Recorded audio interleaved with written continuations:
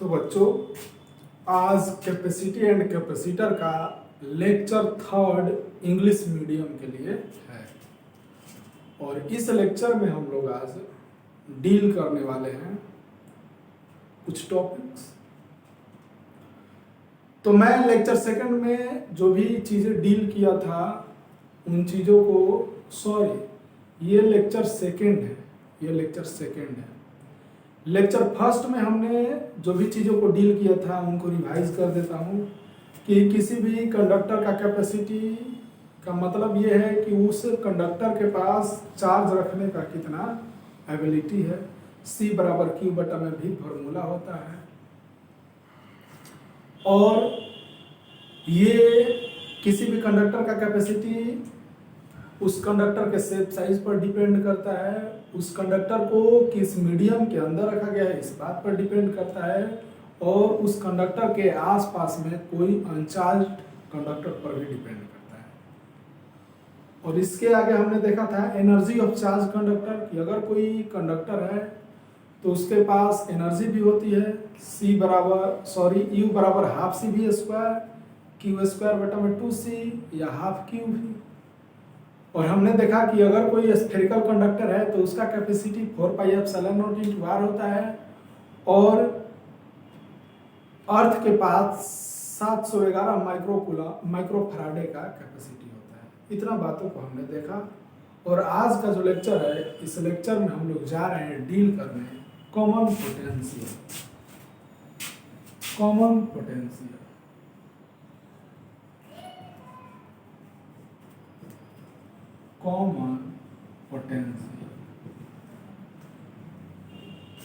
Potential का मतलब ये है कि जैसे कि मान लीजिए आपके पास कोई दो कंडक्टर है।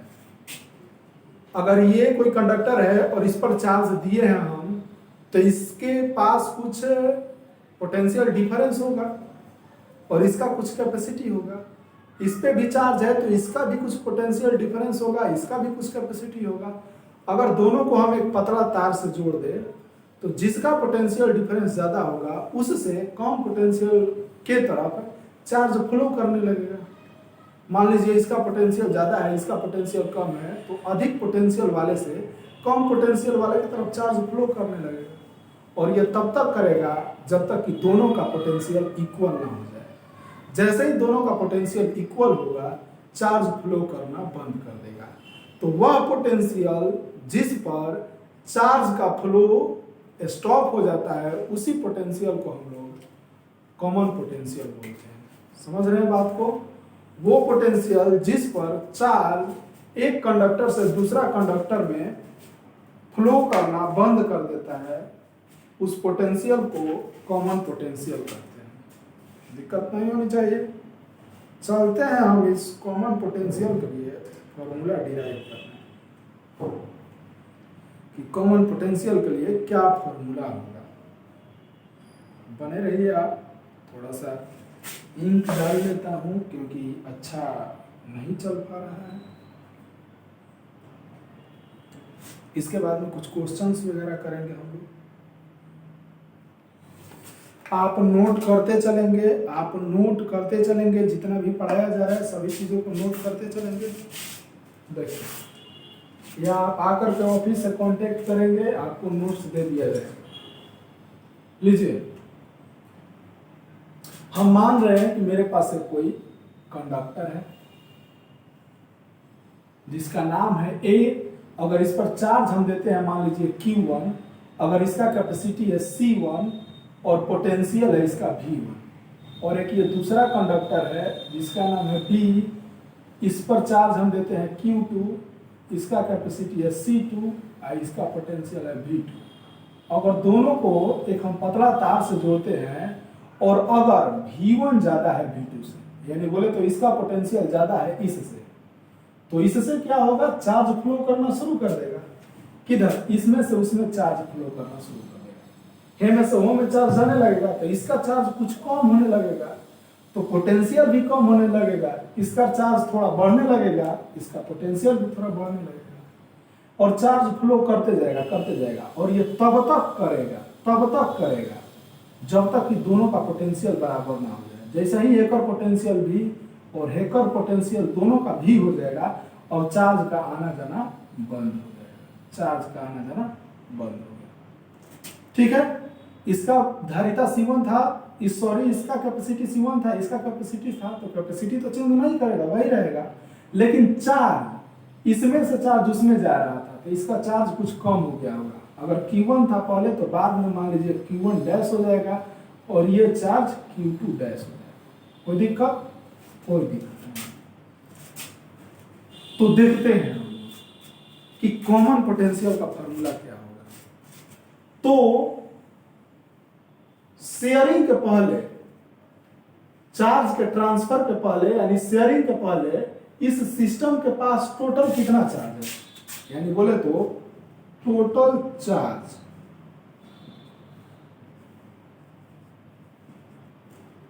Before sharing. शेयरिंग के पहले टोटल चार्ज कितना है, एक सिस्टम है दोनों को मिला के, और इस सिस्टम के पास जब चार्ज शेयर नहीं हो रहा है तो पहले इसके पास Q1 है और Q2, यानी Q1 प्लस Q2 चार्ज है। और बात करें Q1 प्लस Q2 के, तो आपको मालूम होना चाहिए कि C बराबर फॉर्मूला Q बटा में V होता है। तो C1 बराबर फॉर्मूला Q1 बटा में V1, तो Q1 बराबर C1 इंटू V1, यानी जो ये Q1 का वैल्यू होगा वो क्या होगा, C1 V1। वैसे ही अगर बात करें Q2 का, तो Q2 का जो वैल्यू होगा वो क्या होगा, C2 V2। यानी यहां पर ये जो Q1 है ये बराबर होगा C1 V1 और ये जो Q2 है वो बराबर होगा C2 V2, है ना जी, सिंपल सा बात है। तो शेयरिंग के पहले जो चार्ज होगा वो कितना होगा, टोटल चार्ज वो इतना होगा। अब बात करें शेयरिंग के बाद,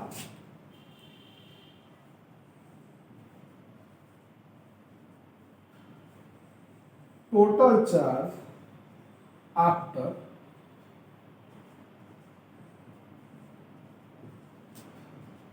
शेयरिंग। शेयरिंग के बाद टोटल चार्ज कितना होगा बालक, तो देखो जब शेयर हो जा रहा है तो एक टाइम के बाद चार्ज क्या करेगा, फ्लो करना बंद कर देगा। इसके पास चार्ज कितना है, Q1 डैश प्लस इसके पास चार्ज है Q2 डैश। अब देखो अभी Q1 डैश क्या हो जाएगा, C बराबर फॉर्मूला Q बटा में V, तो Q बराबर C भी, यानी Q1 डैश बराबर C1 और पोटेंशियल भी है तो C1 इंटू V। ये Q2 डैश बराबर कैपेसिटी C2 है, पोटेंशियल भी है तो C2 इंटू V ना जी। तो Q1 डैश जो है वो है C1 V plus Q2 dash जो है वो C2 V है, यानी शेयरिंग के बाद टोटल चार्ज कितना होगा, इतना होगा। अब आप थोड़ा सा सोचिए, कंजर्वेशन ऑफ चार्ज क्या बोलता है कि चार्ज को केवल एक बॉडी से दूसरे बॉडी में ट्रांसफर किया जा सकता है, चार्ज को ना तो बनाया जा सकता है और ना ही नष्ट किया जा सकता है, यानी बाय द, या ऐसा लिखे, from conservation of charge. Conservation of charge क्या करता है कि शेयरिंग के पहले जितना चार्ज होगा सिस्टम के बाद में भी, शेयरिंग के बाद भी सिस्टम के पास उतना ही चार्ज होगा ना जी। किसी भी सिस्टम के पास शेयरिंग के पहले जितना चार्ज होगा उतना ही चार्ज शेयरिंग के बाद होगा, यानी ये कंजर्वेशन ऑफ चार्ज क्या बोलता है कि शेयरिंग के पहले जो चार्ज होगा, शेयरिंग के पहले कितना चार्ज है, total charge before sharing C1 V1 plus C2 V2 बराबर शेयरिंग के बाद कितना चार्ज है, C1 V plus C2 V, C1 V plus C2 V, यानी C1 V1 plus C2 V2 बराबर V कॉमन है C1 प्लस C2। यही V को हम लोग कॉमन पोटेंशियल बोल रहे हैं, तो V बराबर क्या हो जाएगा, ऊपर में C1 V1 plus C2 V2 बटा में C1 प्लस C2, यानी कॉमन पोटेंशियल का जो फॉर्मूला होगा वो क्या होगा, यही होगा। कॉमन पोटेंशियल का formula C1 V1 plus C2 V2 बटा में C1 प्लस C2, यानी इतना पोटेंशियल जब हो जाएगा तो इसके बाद चार्ज का फ्लो बंद हो जाएगा और इसी पोटेंशियल को कॉमन पोटेंशियल बोलते हैं। अब चाहे हम इस चीज को लिखने के लिए तो ऐसे भी लिख सकते हैं v कॉमन बराबर, देखो C1 को Q1 लिख सकते हैं, Q1 प्लस C2 को Q2 लिख सकते हैं, Q2 बाटा में C1 प्लस C2 बोले तो C1 प्लस C2 हो गया, C1 प्लस C2, यानी ये दो फॉर्मूला कॉमन पोटेंशियल का हो जाएगा। ठीक है, ये डिराइव करने के लिए आपको दे सकता है तो आप ऐसे ही डिराइव करेंगे। पहले क्या करेंगे, सिस्टम के पास शेयरिंग के पहले चार्ज निकाल लेंगे टोटल, और शेयरिंग के बाद टोटल चार्ज निकाल लेंगे, दोनों को कंजर्वेशन ऑफ चार्ज से इक्वल कर देंगे तो v कॉमन आपका आ जाएगा। यानी इतना चार्ज के बाद एक बॉडी से दूसरे बॉडी में, सॉरी इतना पोटेंशियल के बाद एक बॉडी से दूसरे बॉडी में चार्ज का शेयरिंग बंद हो जाएगा। समझे कैसे हुआ? हाँ समझ गया होगा, बालक तेज। ये कॉमन पोटेंशियल आपका हो गया। अब हम इसी समय बात कर ले रहे हैं कि किसी बॉडी पर जो नया चार्ज होगा वो कितना होगा। तो देखो, जो बॉडी पर नया चार्ज होगा, यानी बोले तो पहले Q1 था और Q1 डैश होगा, Q1 डैश जो नया चार्ज होगा वो C1 भी होगा। अगर Q2 डैश बात करें तो C2 भी होगा। ठीक है, अगर हम बात करें, बात क्या करना है यहीं पर आप समझ लीजिए कि किसी बॉडी पर जो नया चार्ज होगा वो कितना होगा, C1 भी। अगर पुराना चार्ज C1 V1 है तो शेयरिंग के बाद जो चार्ज होगा वो C1 भी होगा। अगर किसी के पास C2 V2 है शेयरिंग के पहले, तो शेयरिंग के बाद C2 भी होगा। कोई दिक्कत? कोई दिक्कत नहीं। अब देखो बाबा, अब इसी समय हम ये भी निकाल लेते हैं कि आखिर जब चार्ज हे में से हे में जा रहा होगा तो कितना चार्ज गया होगा, यानी ट्रांसफर ऑफ चार्ज। ये हम लोग निकाल लेते हैं यहीं पर लग लेते, यानी हेडिंग यहां पर डाल देंगे, amount of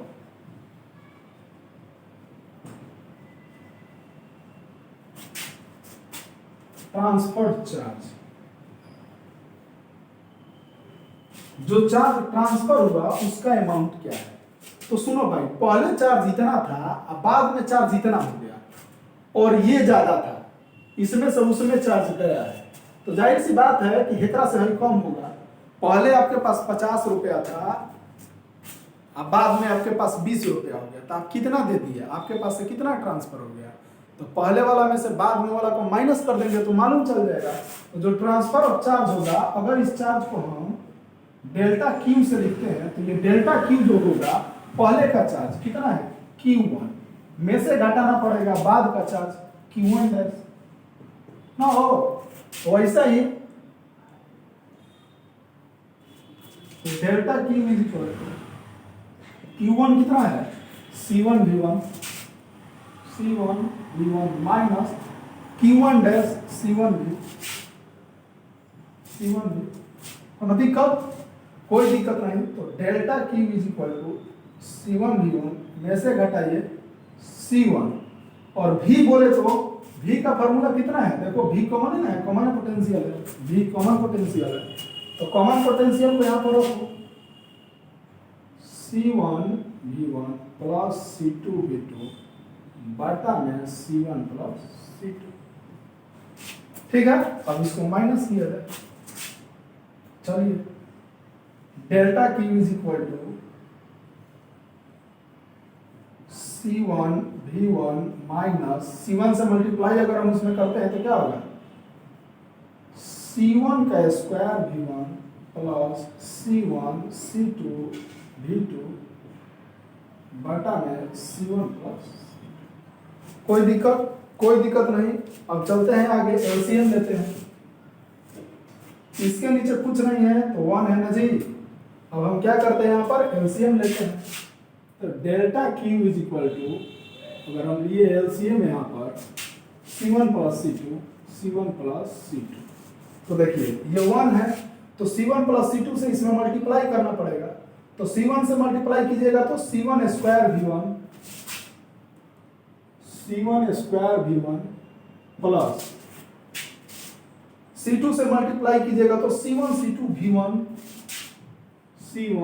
C2 V1 minus, अब C1 प्लस C2 से ये C1 प्लस C2 कैंसिल, तो ये यही रह जाएगा, यानी ये रह जाएगा C1, देखिए C1 V1 plus C2 V2, sorry C1 square V1 plus C1 C2 V2, C1 square V1 plus C1 C2 V2 बन, तो delta Q is equal to C1 का square V1 plus C1 C2 V1, minus जब अंदर जाएगा तो minus C1 का square V1 minus C1 C2 V2, अब बटा में C1 प्लस C2, अब देखिए तो कुछ कट रहा है, भाई देखिए C1 square V1 C1 square V1 कट गया, तो delta Q is equal to बच गया आपका क्या, C1 C2 V1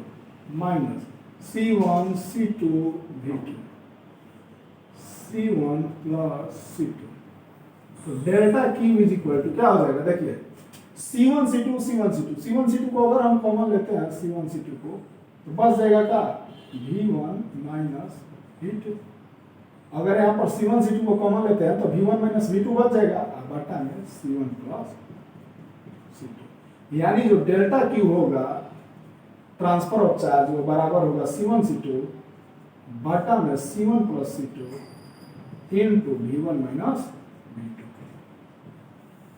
इतना ही चार्ज ट्रांसफर होगा, दिस इज द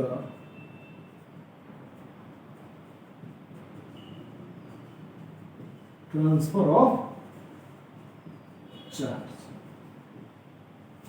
यानी जब एक बॉडी और दूसरे बॉडी को पतला तार से जोड़ेंगे तो कितना चार्ज एक बॉडी से दूसरा बॉडी में जाएगा, वो इतना जाएगा। अगर पहला बॉडी का कैपेसिटी C1 है, दूसरा का कैपेसिटी C2 है, पहला का पोटेंशियल V1 है, दूसरा का पोटेंशियल V2 है, तो जो चार्ज का ट्रांसफर होगा उसका अमाउंट कितना होगा, इतना होगा।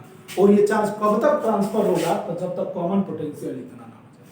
आपको यहाँ पर दो फार्मूला डिराइव करा दिए, इन दोनों फार्मूला को क्वेश्चन सोल्व करने में डायरेक्टली यूज पड़ेगा। ओके, कोई दिक्कत है तो बोलिए। हमने कुछ नहीं किया, हमने शेयरिंग के पहले का टोटल चार्ज निकाला, फिर शेयरिंग के बाद का टोटल चार्ज निकाला। कंजर्वेशन ऑफ चार्ज के मेथड से हमने दोनों को इक्वल किया, भी कॉमन निकल गया। और जब अमाउंट ऑफ ट्रांसफर चार्ज निकालना था तो पहले के चार्ज में से बाद के चार्ज को माइनस कर दिया, पहले का चार्ज इतना, बाद का चार्ज इतना माइनस किया, माइनस करके अपना जोड़ घटाव किए, तो आ गया transfer of charge C1 C2 बटा C1 plus C2 into V1 minus V2। कोई दिक्कत? हाँ, ये होनी चाहिए। तो यहाँ पर आपको ये बात समझ में आ गया। अब हम लोग चलते हैं कुछ आगे की बात करते हैं। अब जो हम लोग जा रहे हैं डील करने, वो है loss of energy. Loss of energy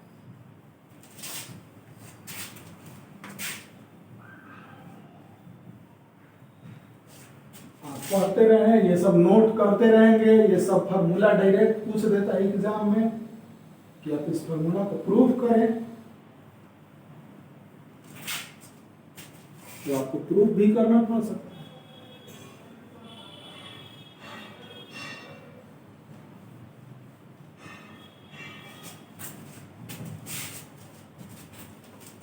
चलो, लॉस ऑफ एनर्जी हेडिंग डाल लीजिए।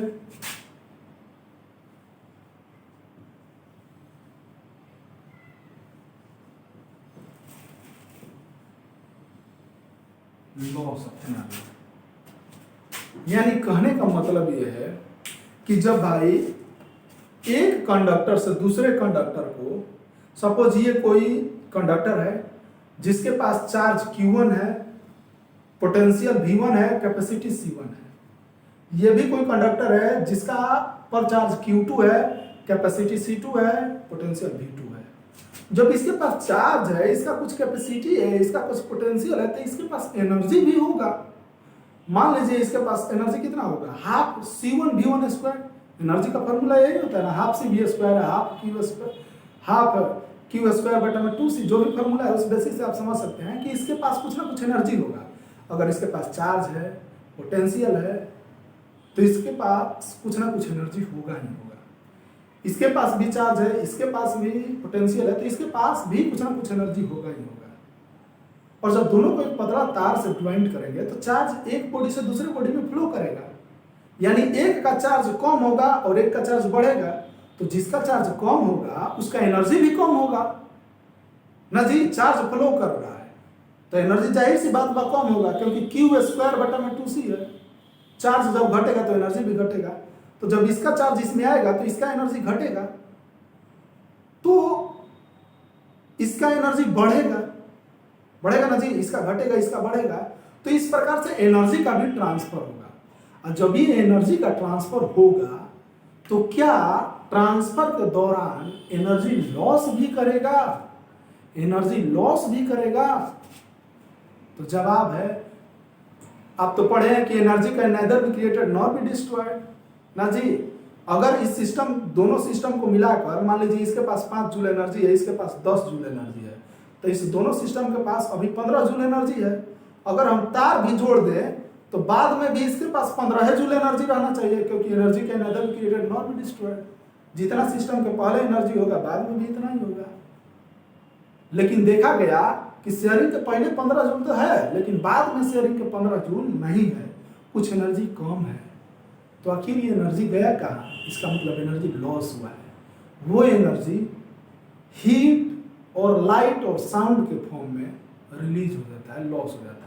जब एक कंडक्टर से दूसरे कंडक्टर में करंट जाता है, चार्ज जाता है, तो छुइएगा तो देखिएगा तार गर्म हो गया। तार कहाँ से गर्म हो गया? वही एनर्जी कुछ गर्म होने में लॉस हो गया। वही एनर्जी जब क्रैकरिंग भी मान लीजिए हो जा रहा है तो साउंड के फॉर्म में लॉस हो गया। लाइटिंग कर रहा है, लाइट के फॉर्म में लॉस हो गया। तो यानी कहने का मतलब है कि जब चार्ज का ट्रांसफर होता है तो हाँ, एनर्जी का लॉस होता है। ठीक है, तो वो एनर्जी का लॉस कितना होता है वही हम लोग निकालने जा रहे हैं। लॉस ऑफ एनर्जी का फॉर्मूला हम लोग निकालने जा रहे हैं। ये क्वेश्चन बहुत इंपॉर्टेंट है, VVI है, एग्जाम में 5 नंबर का पूछता है प्रूफ करने के लिए। कहता है कि प्रूफ कीजिए कि there is always loss of energy during the sharing of charges. Charge के शेयरिंग करते वक्त एनर्जी का लॉस होता है, इस बात को प्रूफ कीजिए। तो हम चलते हैं प्रूफ कर रहे हैं।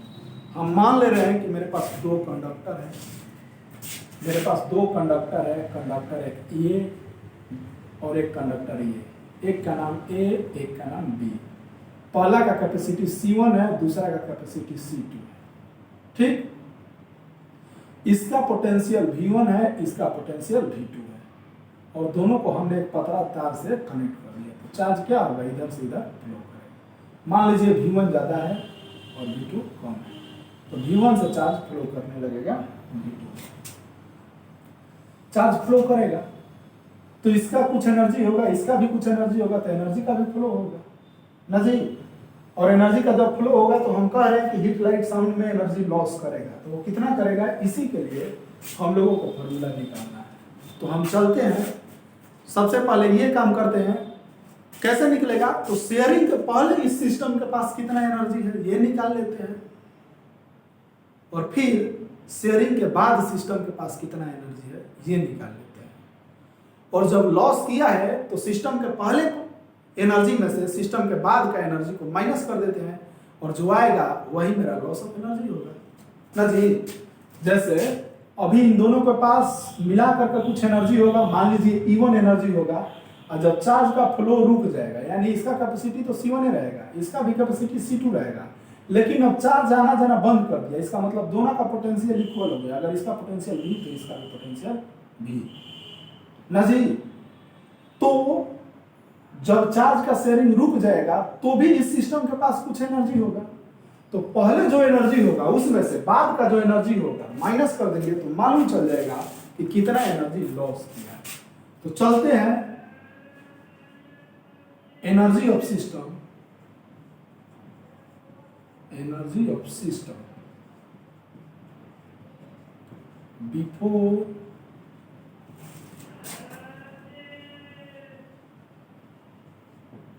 Sharing of charge. चार्ज के शेयरिंग के पहले सिस्टम के पास कितना एनर्जी है? अगर चार्ज के पहले जो सिस्टम के पास एनर्जी है, अगर हम इस चीज को E1 से लिखते हैं तो E1 बराबर कितना, अगर बात करें इसके पास एनर्जी का तो इसके पास एनर्जी कितना होगा, हाफ, अगर कैपेसिटी C1 है तो हाफ C1 V1 स्क्वायर, क्योंकि फार्मूला होता है हाफ CV स्क्वायर, तो हाफ C1 है तो C1, V1 है तो V1 स्क्वायर, अगर इसके पास बात करें तो हाफ C2 V2 स्क्वायर, यानी इस सिस्टम के पास जो एनर्जी है वो बराबर होगा हाफ C1 V1 का square plus half C2 V2 का स्क्वायर।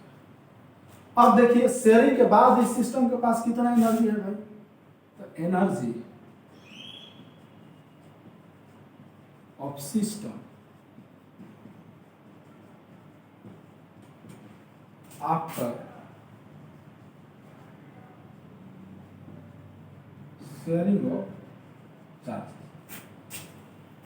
शेयरिंग के बाद इस सिस्टम के पास कितना चार्ज है, अगर सिस्टम को हम E2 से लिखते हैं तो लो इसके पास कितना एनर्जी है जी, देखो इसके पास एनर्जी कितना होगा, हाफ C1, पोटेंशियल V है तो हाफ C1 V के स्क्वायर, इसके पास बात करें तो हाफ C2 V के स्क्वायर, यानी इसके पास जो एनर्जी होगा हाफ C1 V के square plus half C2 V के स्क्वायर। कोई दिक्कत, अगर हम E2 को चेक करें तो E2 इज इक्वल टू, यहां से V स्क्वायर को कॉमन ले लीजिए या इसको आगे हम लोग देखेंगे, V स्क्वायर को अभी चाहे ले लेते हैं, हाफ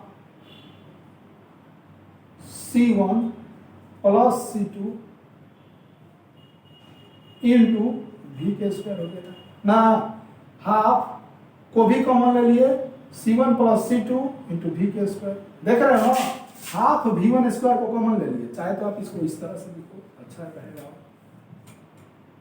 हाफ और V1 स्क्वायर को कॉमन ले लीजिए तो बच जाएगा क्या, C1 प्लस C2, तो E2 इज इक्वल टू, चाहे तो हम इसको ऐसे भी लिख सकते हैं, हाफ V का स्क्वायर है, कॉमन पोटेंशियल है ये, कॉमन पोटेंशियल का फॉर्मूला क्या होता है, C1 V1 plus C2 V2 बाटा में C1 प्लस C2, V का स्क्वायर है इसलिए इतना का स्क्वायर इंटू C1 प्लस, कोई दिक्कत, ऐसा हमने क्यों लिखा, तो इसलिए लिखा क्योंकि V का फॉर्मूला होता है C1 V1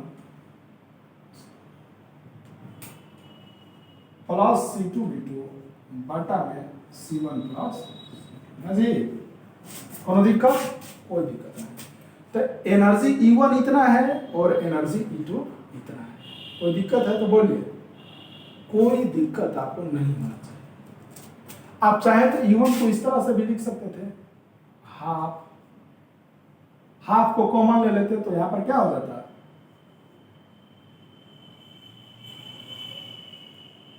C1 V1 का स्क्वायर प्लस C2 V2 का स्क्वायर ना जी, हाफ को कॉमन ले लिए तो C1 V1 का स्क्वायर प्लस C2 V2 का स्क्वायर, इसको ऐसे भी लिख सकते हैं। तो सिस्टम के पास शेयरिंग के पहले इतना एनर्जी है और सिस्टम के पास शेयरिंग के बाद इतना एनर्जी है, इसलिए लॉस ऑफ एनर्जी, देखो इधर, इसलिए loss of energy, loss of energy कितना होगा, तो सिस्टम के पहले, शेयरिंग के पहले जो सिस्टम के पास एनर्जी है उसमें से सिस्टम के बाद, शेयरिंग के बाद जो सिस्टम के पास एनर्जी है उसको माइनस कर देंगे तो मालूम चल जाएगा लॉस ऑफ एनर्जी कितना है। तो यानी लॉस ऑफ एनर्जी जो होगा वो energy system, energy of system before sharing of charges minus energy of system after sharing of charges. अगर लॉस ऑफ एनर्जी को हम डेल्टा ई से लिखते हैं तो डेल्टा ई जो होगा वो बराबर होगा E1 माइनस E2। कोनो दिक्कत, पहले जो एनर्जी है उसमें से बाद में का एनर्जी को माइनस कर देंगे तो delta E is equal to, चलते हैं माइनस कर, E1 का वैल्यू देखो हाफ C1 V1 का स्क्वायर प्लस C2 V2 का स्क्वायर में से घटाइए, हाफ, थोड़ा सा कैलकुलेशन अब लंबा जाएगा, half C1 V1 plus C2 V2 का होल स्क्वायर, ये देखो ये चीज जो है E2 को नोट करते हैं, हाफ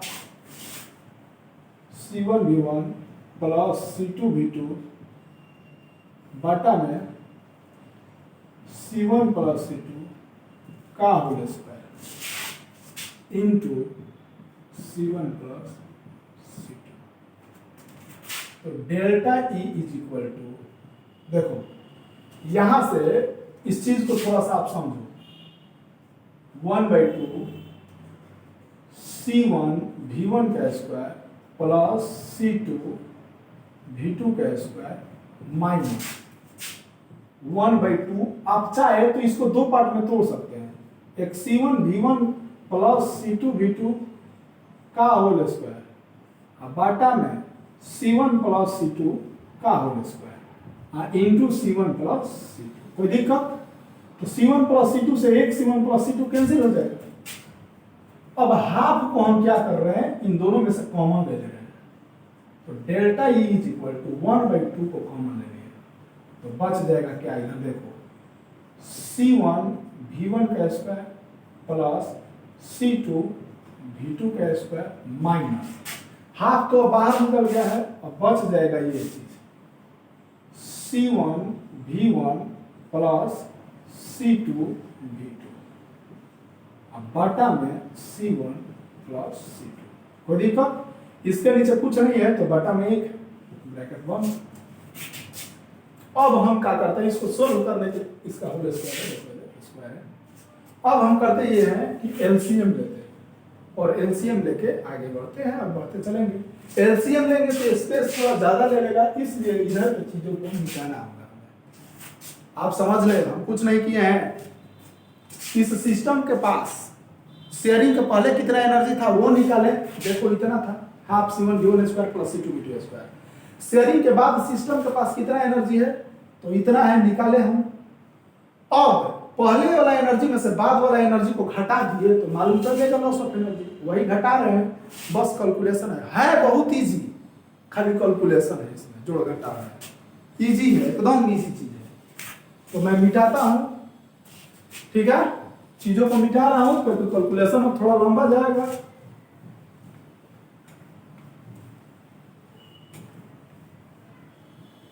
खुद से भी ये कैलकुलेशन कर सकते हैं, इसमें तो इनको दिमाग है, इसमें कॉन्सेप्ट है, को कुछ कॉन्सेप्ट नहीं है, खाली छाप ले जाना है, जोड़ घटाव अपना कर ले जाना है। देखो इधर नोट कर लेते हैं पहले, तब मिटाएंगे। देखो बात, डेल्टा E बराबर, लो एलसीएम लेते हैं C1 प्लस C2, एलसीएम होगा। अब एक से C1 प्लस C2 में ये तो एक है, तो यानी C1 प्लस C2 से मल्टीप्लाई करना पड़ेगा। C1 प्लस C2 हम एलसीएम ले लिया, ठीक है। अब देखो, अब जैसे कि यहाँ पर डेल्टा E बराबर एलसीएम लेते हैं ना जी, C1 प्लस C2, ठीक है। तो एक से C1 प्लस C2 में हम क्या करें, एक लाइन बढ़ा देते हैं ताकि इजी हो जाए चीजों को समझना। देखो इसको और थोड़ा समझाते हैं।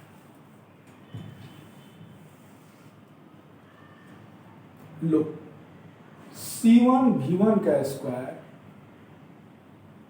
1/2 आ रही है, तो इनको में मिस्टेक होगा तो आंसर भाग जाएगा, ये दिमाग में रखना है। यहां पर ये था C1 V1 का स्क्वायर प्लस C2 V2 का square minus C1 V1 plus C2 V2 का स्क्वायर होल स्क्वायर अब बाटा में C1 प्लस C2, यही ना है, इसके नीचे कुछ नहीं है, तो ये आता नहीं है। अब इसको मिटाता हूं और सोल्व करने चलता हूं, कोशिश करूंगा कि एक बोर्ड में हो जाए सोल्व। एक बोर्ड में होगा नहीं तो कहां जाएगा। लो डेल्टा E बराबर 1/2, अब चलता हूं C1 प्लस C2। लो यहां पर एक है तो इसलिए इससे इस सब में मल्टीप्लाई करना पड़ेगा, हाँ यहाँ इतना दूर से है सब में मल्टीप्लाई करना पड़ेगा, तो C1 से पहले मल्टीप्लाई करते हैं, जब C1 से मल्टीप्लाई करेंगे तो क्या होगा, C1 का स्क्वायर V1 का स्क्वायर प्लस फिर C1 से मल्टीप्लाई तो C1 C2 V2 का स्क्वायर, अब C2 से मल्टीप्लाई करो प्लस C1 C2 V1 का स्क्वायर, अब C2 से फिर हमें मल्टीप्लाई करो तो C2 का स्क्वायर प्लस C2 का स्क्वायर V2 का स्क्वायर। कोई दिक्कत, कोई दिक्कत नहीं। अब C1 प्लस C2 से C1 प्लस C2 कैंसिल हो जाएगा, minus C1 V1 plus C2 V2 का होल स्क्वायर। कोई दिक्कत, कोई दिक्कत नहीं। अब इसको तुम चाहो तो a प्लस b को होल स्क्वायर पर तोड़, delta E is equal to 1/2 तोड़ते हैं, C1 का स्क्वायर V1 का square plus C1 C2 V2 का square plus C1 C2 V1 का square plus C2 square V2 square minus, अब ऐसा तोड़ो a प्लस b का होल स्क्वायर था, a square plus b square plus 2ab था a square plus b square plus 2ab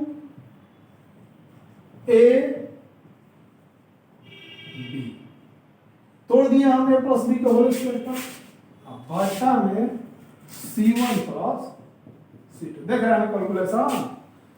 अब हमको ये माइनस साइन है तो माइनस साइन जब अंदर जाएगा तो सब साइन चेंज हो गया, तो हम अभी हम अंदर कर दे रहे हैं, जब अंदर जाएगा तो हयो माइनस ना जाइए तो चल वाला हयो माइनस हो जाएगा, हयो माइनस हो जाएगा, हयो माइनस हो जाएगा, एक लाइन हम छोड़ रहे हैं और ब्रैकेट हट जाएगा। अब देखते वाला कौन कट रहा है, कटे उटे लिखा है कि ना है, देखो C1 square V1 square C1 square V1 square एगो प्लस है एगो minus, Ram Ram C1 C2 V2 square ना कटेगा, C2 square V2 square C2 square V2 square कट गया, अब कौन कटे उटे वाला ना, तो delta E is equal to 1/2 into देखो C1 C2 V2 का square plus C1 C2 V1 का स्क्वायर माइनस 2C1, और थोड़ा इसको सजा ले तो C1 C2 V1 V2 बटा में C1 प्लस C2, तो delta E is equal to 1/2। अब देखो 1/2, अब थोड़ा सा यहां से तुम देखो तो C1 C2 कॉमन निकल सकता है, तो C1 C2 को हमने क्या किया, कॉमन निकाल लिया, तो बच जाएगा क्या, V2 का स्क्वायर प्लस V1 का square minus V1 minus 2V1 V2 बाटा में C1 प्लस C2। कोनो दिक्कत, कोनो दिक्कत। तो यहां से delta E is equal to हम लोग बोल सकते हैं कि 1/2 C1 C2, हाँ यो चीजवा के हम हेजे लिख ले रहे हैं बटा में C1 plus C2 uh a square चाहे एक लाइन बढ़ाते हैं का 1/2 C1 C2। अब देखो देख रहा है ना, हम बनाते चल रहे हैं जो घटा हो, मैंने में ताक नहीं रहा है कि कहीं गलती ना हो जाए हमसे, मान लीजिए मिस्टेक हो जाएगा, हाथ जोड़ घटा हुआ है, कहीं मिस्टेक हो जाएगा तो क्या कीजिएगा, तो C1 C2 आता ना कैलकुलेशन है a square plus b square minus 2ab हो जाएगा, चूंकि V1 बड़ा है V2 से तो इसलिए V1 माइनस V2 का होल स्क्वायर हम कर देते हैं, अब बाटा में C1 प्लस C2। तो यहां से हम चीजों को बोल सकते हैं, देख लो तक हो कि जो डेल्टा E होता है ना, डेल्टा E वो बराबर होता है 1/2 1/2 C1 C2 अब बाटा में C1 plus C2 into V1 minus V2 का, यानी एनर्जी का लॉस हाँ होता है, जब एक कंडक्टर से दूसरे कंडक्टर में चार्ज का शेयरिंग होता है तो एनर्जी का लॉस होता है, और वो एनर्जी का लॉस इतना होता है। और ये एनर्जी हीट लाइट साउंड के फॉर्म में लॉस होता है।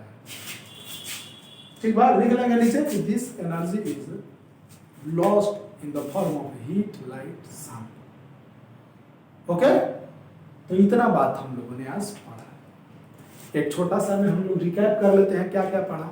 तो हमने यही पढ़ा कि ये जब दो कंडक्टर है और दोनों कंडक्टर के बीच चार्ज का शेयरिंग होता है, तो ये चार्ज का शेयरिंग एक समय के बाद रुक जाता है। कब रुक जाता है? जब दोनों कंडक्टर का पोटेंशियल सेम हो जाता है, और वो पोटेंशियल C1V1 प्लस C2V2 बटा में C1 प्लस C2 के बराबर होता है।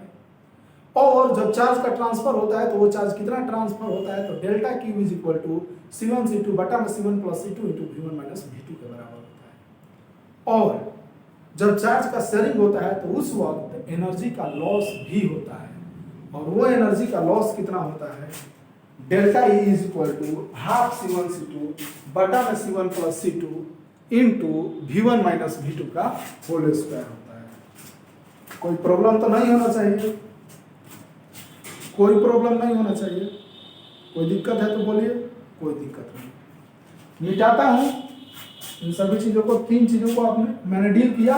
अब एक छोटा सा क्वेश्चन जो कि पिछले ही लेक्चर में बताना चाहिए था लेकिन नहीं बता पाया, शायद मेरे को याद नहीं आया होगा, उसको मैं अभी बताऊंगा।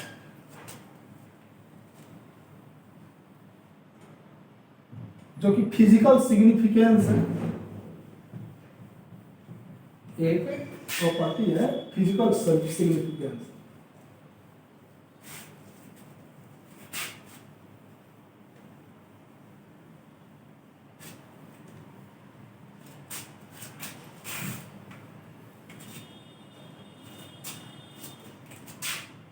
इसको मुझे कल ही के लेक्चर में बता देना चाहिए था, लेक्चर फर्स्ट में, लेकिन नहीं बता पाए।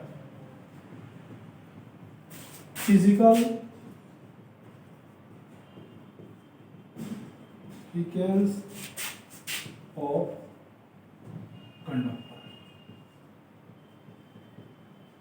स्फेरिकल कंडक्टर कर देंगे तो और बेहतर हो जाएगा।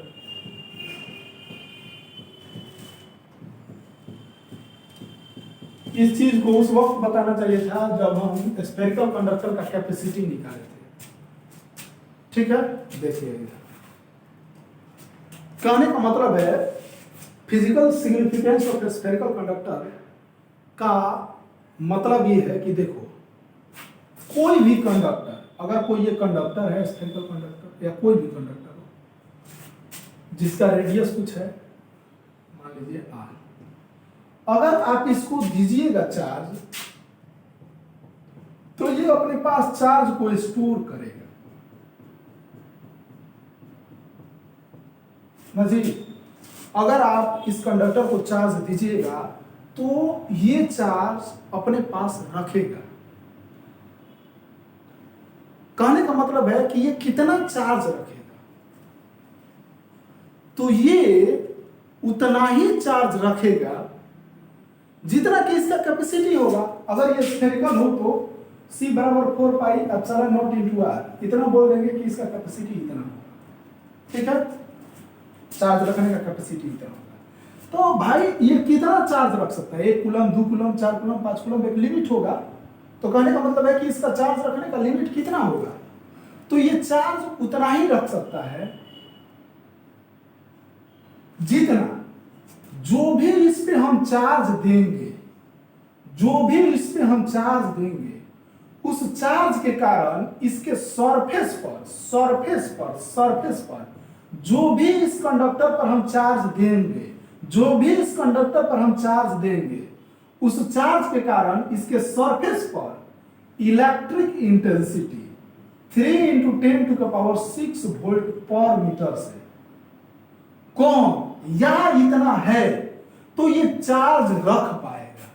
अगर इसके सरफेस पर दिए गए चार्ज के कारण इलेक्ट्रिक इंटेंसिटी 3 × 10⁶ वोल्ट पर मीटर से ज्यादा होगा, तो ये कंडक्टर चार्ज को नहीं रख पाएगा। जैसे ही इसके सरफेस पर इलेक्ट्रिक इंटेंसिटी 3 × 10⁶ वोल्ट पर मीटर से ज्यादा होगा, तो ये चार्ज बाहर में वाटर एयर मोलिक्यूल्स के साथ आयोनाइज होने लगेंगे और वो एयर मोलिक्यूल्स सरफेस से जो एक्स्ट्रा चार्जेज होंगी, यानी जिन एक्स्ट्रा चार्जेस के कारण इसके सरफेस पर इलेक्ट्रिक इंटेंसिटी ज्यादा हो रहा है, उन चार्जेस को एयर मॉलिक्यूल्स ले करके और दूर भागते चले जाएंगे, ले करके और अपने पास से चले जाएंगे। समझ रहे हैं बात को? इस प्रकार से दिया हुआ चार्ज आप नहीं रख सकते। समझ में आया क्या बात बोलते हैं? एयर का जो ब्रेकिंग स्ट्रेंथ है उसका वैल्यू 3 × 10⁶ वोल्ट पर मीटर है। अगर इससे ज्यादा इलेक्ट्रिक इंटेंसिटी होता है तो वो एयर मॉलिक्यूल्स आयोनाइज होने लगते हैं और चार्ज को उठाने लगते हैं। आयोनाइज होकर के और चार्ज को सरफेस से लेने लगते हैं। अब मान लीजिए हम पॉजिटिव चार्ज दिए हैं तो सरफेस से चार्ज को लेंगे तो प्लस प्लस चार्ज हो जाएगा। ये भी एयर मॉलिक्यूल्स प्लस भी है, ये भी एयर मॉलिक्यूल्स प्लस, और ये दोनों धक्का मार के सरफेस से दूर हटते चले जाते हैं। और इस प्रकार से जो भी चार्ज हम दिए हैं वो सरफेस नहीं रख पाता है। शायद आप बातों को समझे होंगे, नहीं समझे हैं तो बस एक बार और कोशिश करता हूं समझाने के लिए।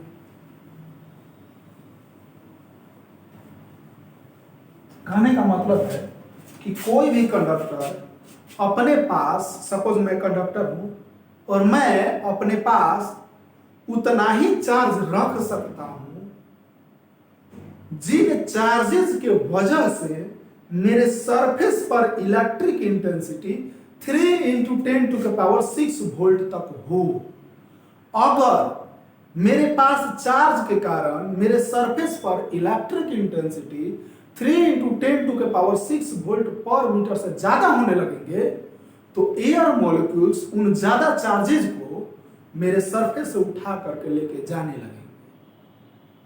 समझ गए? यही इसी को physical significance of spherical conductor या इन्हीं कंडक्टर। अब देखिए, अब आपसे मैं एक सिंपल सा क्वेश्चन पूछता हूं और वो क्वेश्चन से आप समझ जाएंगे कि सर जो है या भैया जो है वो क्या करना चाह रहे हैं ना। एक क्वेश्चन से आप समझ जाएंगे कि हम बोले तो विपुल सिंह क्या करना चाह रहे हैं। चलो रे बालक, देखो क्वेश्चन एक देता हूं, इसको सोल्व करना है। Can a sphere of radius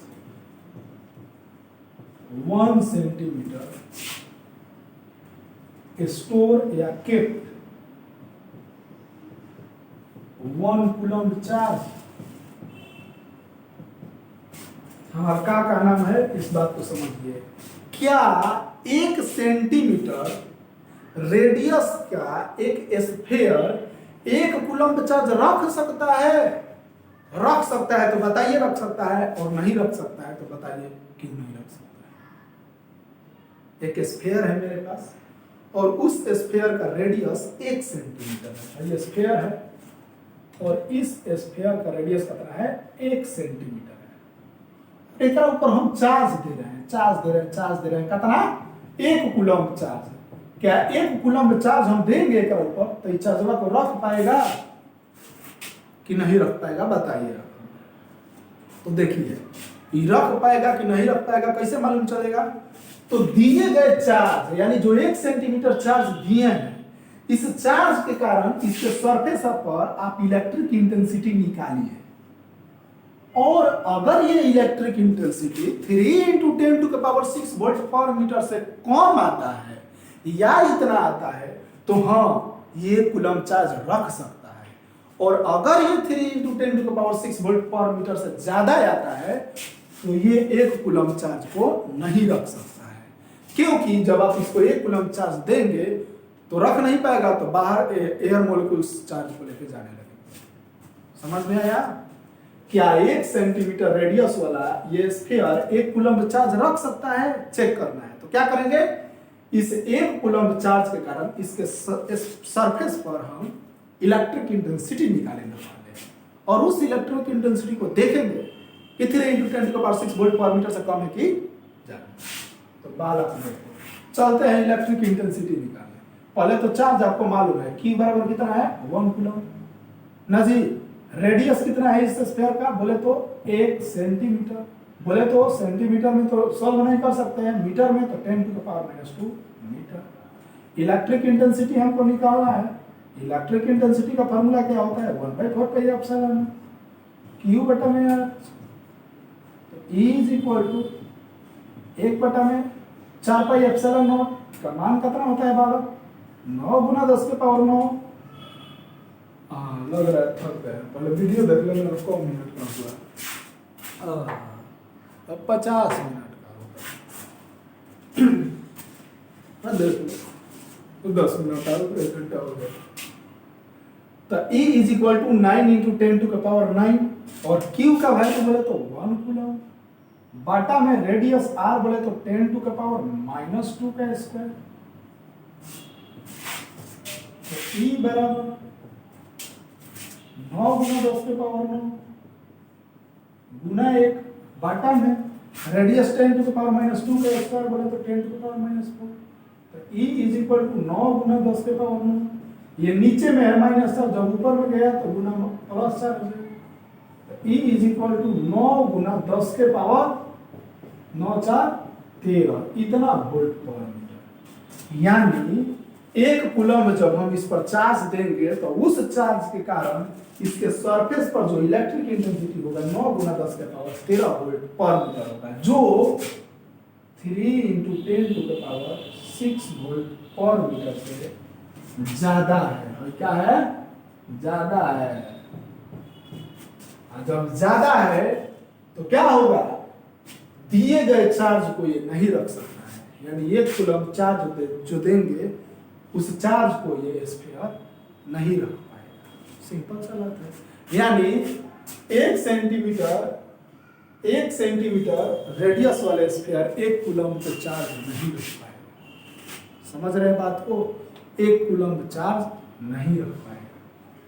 कोई पूछ दे कि 1 मीटर वाला क्या रख पाएगा, बोलो 1 मीटर वाला रख पाएगा, वो भी नहीं रख पाएगा। तो कितना मीटर वाला है, कितना मीटर रेडियस वाला चार्ज 1 कूलम रख पाएगा। अब इसी क्वेश्चन को हम उलटते हैं थोड़ा सा। Can a sphere of radius 1 centimetre kept 1 coulomb charge रख सकता है, तो नहीं। तो अब हम आपसे पूछेंगे कि 1 कूलम चार्ज कितना मीटर रेडियस वाला, यानी कितना बड़ा रेडियस वाला स्फीयर रख सकता है। क्वेश्चन को पलटते हैं हम, अब देखते हैं कि आखिर भाई कितना बड़ा स्फीयर होगा जो 1 कूलम चार्ज को रख सकता है। देखो देखो आखिर कौन स्फीयर है भाई, तनी देख ले हम भी कि वो 1 कूलम चार्ज को रख सकता है।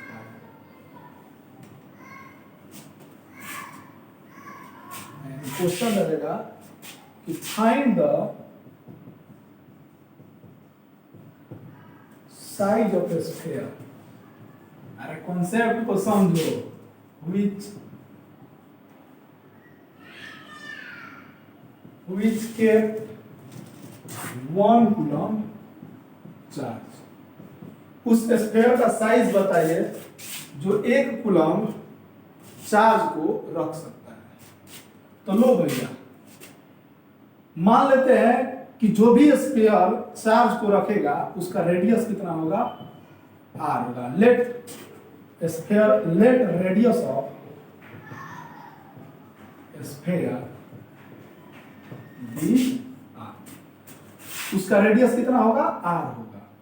और चूंकि अगर वो 1 कूलम चार्ज को रखेगा तो Q आपको मालूम चल गया कितना 1 कूलम है, और उसके कारण जो इलेक्ट्रिक इंटेंसिटी होना चाहिए वो 3 इंटू 10⁶ वोल्ट होना चाहिए, तब जाके वो रखेगा।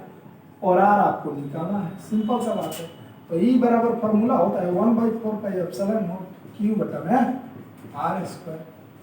R आपको निकालना है। E का वैल्यू कितना है 3 इंटू 10⁶ बराबर 1/4πε0 का वैल्यू 9 गुना 10⁻9।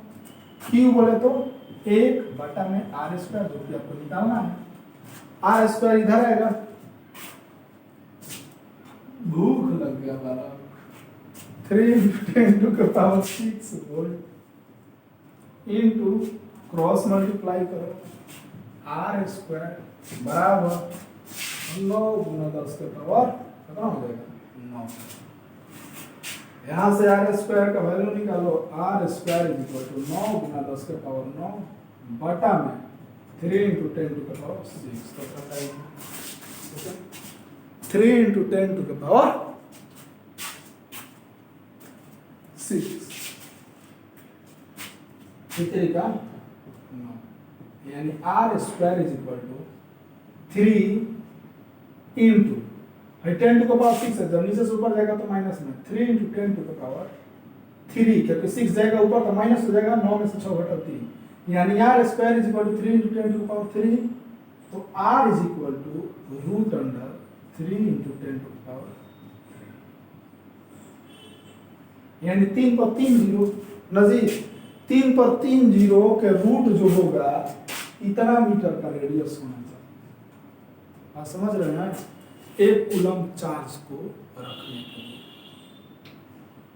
एक कूलम चार्ज को रखने के लिए, समझ रहे हैं ना? एक कूलम चार्ज को रखने के लिए जो रेडियस होना चाहिए 3000, उसका 3000 का रूट 3000 मीटर का रूट यानी 3 किलोमीटर का रूट अंडर होना चाहिए। ठीक है, तो उम्मीद करता हूं कि आप सारे कॉन्सेप्ट को समझ चुके होंगे। अगर आप सारे कॉन्सेप्ट को समझ चुके हैं तो मैं 1 मिनट में जितना भी बातें पढ़ाया हूं सभी बातों को रिकैप करता हूं, क्योंकि माइंड में रखना बहुत जरूरी है।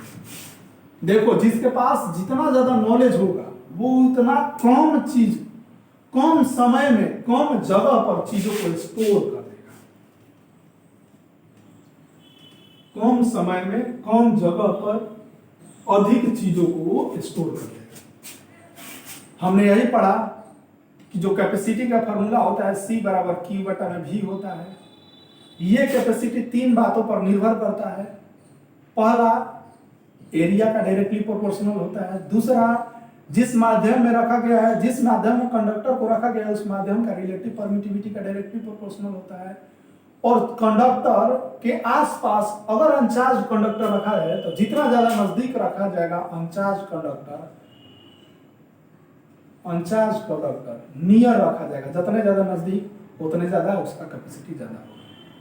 फिर हमने देखा कि अगर स्फेरिकल कैपेसिटर है तो C बराबर 4 pi epsilon not into R होता है।